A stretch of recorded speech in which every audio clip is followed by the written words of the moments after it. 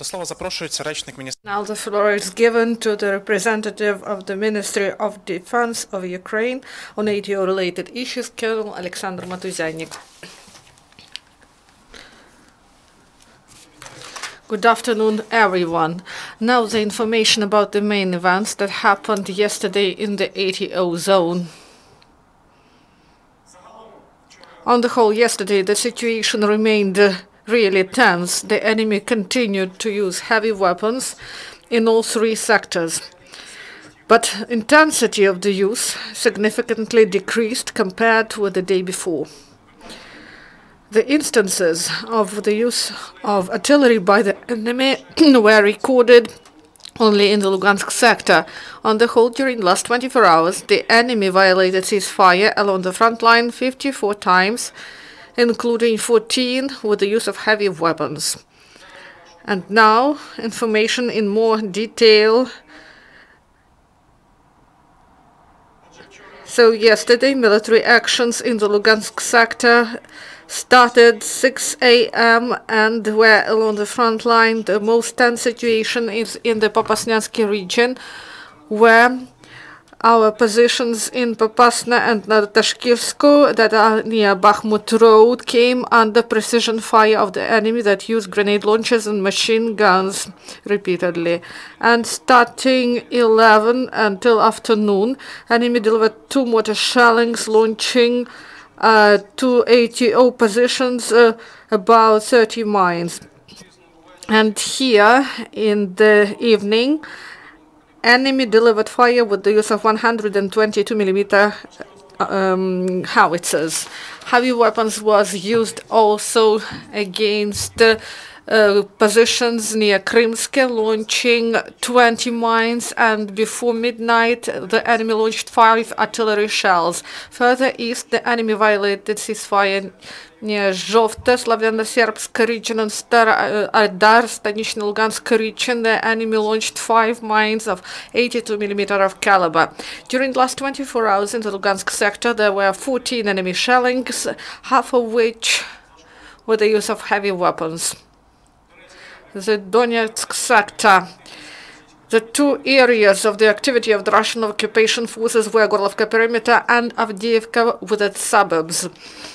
Near Gorlovka in Zaitsevo and Verkhnyetoretsk, the militants were active after sunset. In this part of front line, the militants for 3 hours massively shelled the Ukrainian positions with the use of grenade launchers and large caliber machine guns. Moreover, they launched 30 mines in Verkhnyetoretsk. In the region of Avdiivka, during the last 24 hours, the enemy was active right after midnight, and this was the restart of the shelling that was started the day before yesterday. The enemy used small arms and also launched 20 mines. And about 4 a.m. the enemy stopped shelling, but then they restarted shelling after 10 a.m. and they were using mainly small arms, including sniper rifles. At noon, it was calm, but in 7 hours, the militants restarted fire at the direction of our positions. In this case, they used small arms and also the mortar shelling, and after 9 p.m. in the region of Avdiivka, it was calm. And on the whole, during the last 24 hours in the Donetsk sector, there were 9 enemy shellings, including 5 with the use of mortars. The Mariupol sector. The situation is the same as the day before.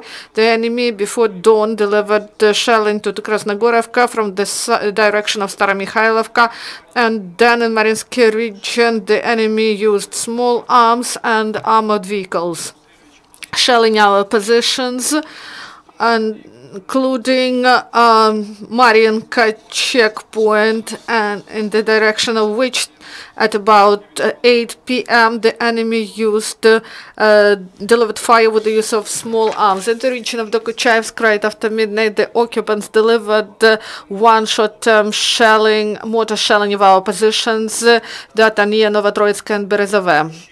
and once again the enemy was active at the same positions, delivered fire with small arms, delivered fire to our positions in Novotroitsk.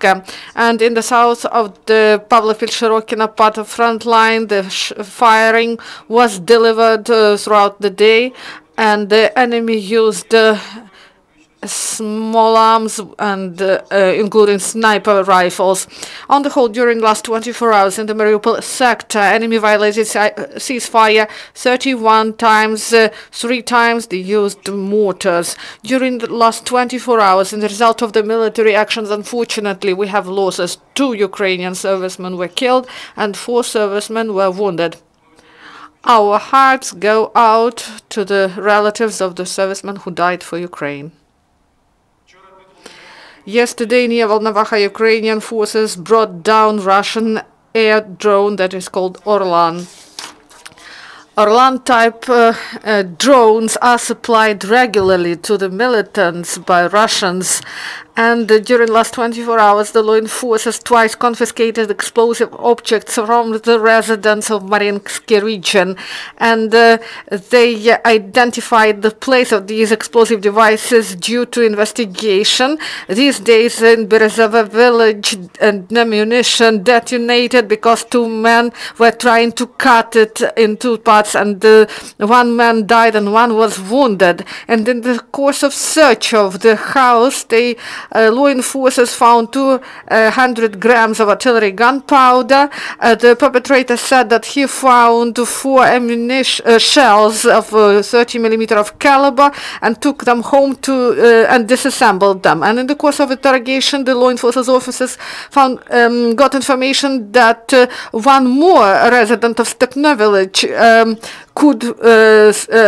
may have stored the ammunition. And in the course of search of his house, they found a shell of 152 millimeter of caliber and pressed artillery gunpowder. And the man said that he found it in the forest in 2015, and he couldn't explain why he stored it in his home. Also in Krasnogorivka and Mariinsky region in Donetsk Oblast, law enforcers found grenades of Russian make that were produced in 1993, and we repeatedly call on citizens to inform law enforcers about explosive devices, or they can provide this information to the military. And also the information about training of Ukrainian armed forces. In Chernigivщина, they had brigade tactical training with live fire exercises for the detached tank brigades of the armed forces of Ukraine. During the day and at night, detachments completed tasks including destruction of the enemy in different types of battles. Commanders were revealing the targets and took decision how to destroy the enemy in the most efficient way.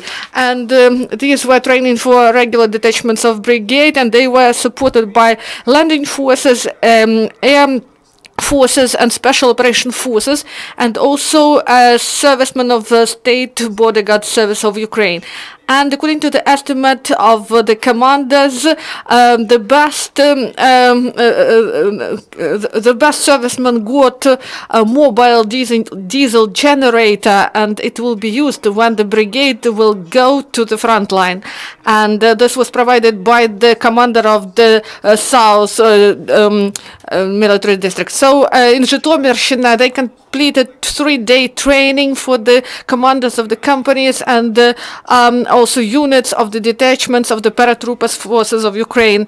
And the participants of the event attended the lectures, and then they had firing exercises, and they were parachuted.